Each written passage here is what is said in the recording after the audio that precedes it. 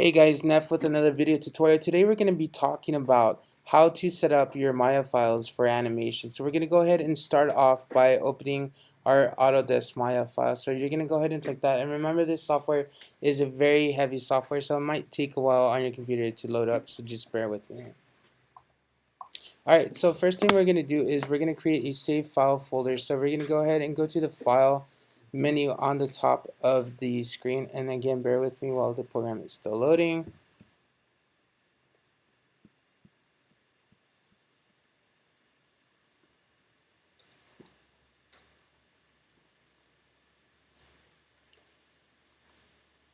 We're going to go to the file menu at the top of the screen and go ahead and save a file. We're going to name this bouncing ball, and again, remember not to use any spaces, use an underscore. Go ahead and put your name on there, underscore of all of those, and save that file.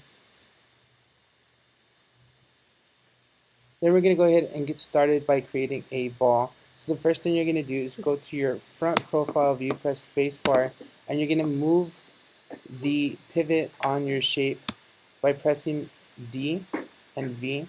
This allows it to move the pivot and snap to a vector at the bottom of your shape. So we're going to go ahead and let that go, and then what we're going to do is we're going to click V and set that vector space onto the bottom of this grid right here. And now we're going to get started by animating.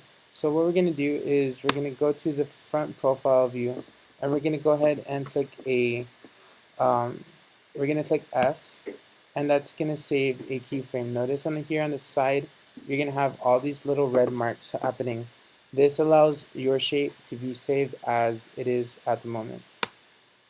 Then what we're going to do is we're going to skip a couple of frames. So we're going to animate at 24 frames a second.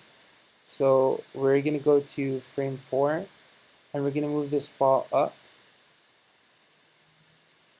and click S, and then we're going to move the ball down, and we're going to go like about 4 frames over, 3 frames over, and we're going to go back down,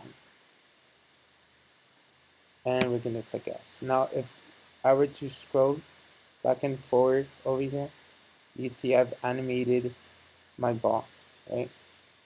Now I want it to go even higher, so what we're going to do is we're going to keyframe this for a couple of frames here. We're going to click S, so we're not going to move the ball at all, and then we're going to go even higher, but it's going to take longer to go up. So we're going to just arbitrarily move the timeline over and move your y-axis up high.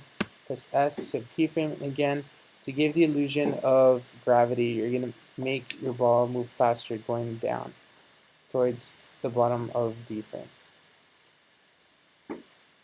Right? So now you should have something that looks like this. Now notice how it doesn't look alive at all. It looks very technical, very robotic. Now we're going to go back, and we're going to add some squash and stretch to it. So we're going to go ahead and press R, and we're going to use the scale tool to squash our ball, but we're going to spread it equally out to give it volume. We're going to save that, and then it's going to go up.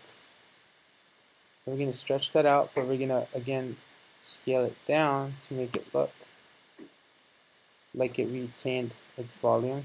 And then when it goes down, what we're going to do is make it squash again.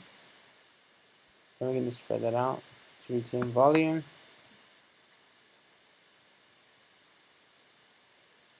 And I think we could delete this keyframe right here.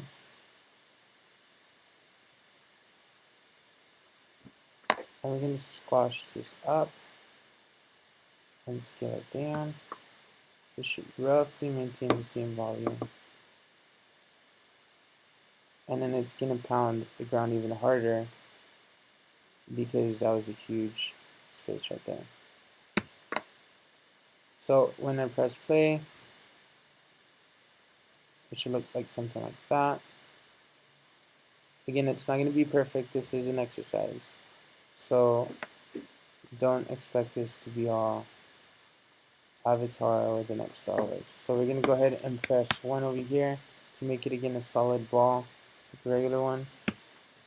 And that's it for today. We're gonna go ahead and press play. This should be your outcome for today.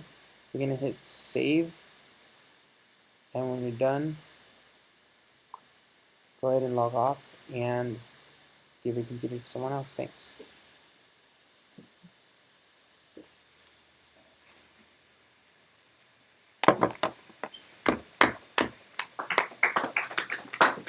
Stop for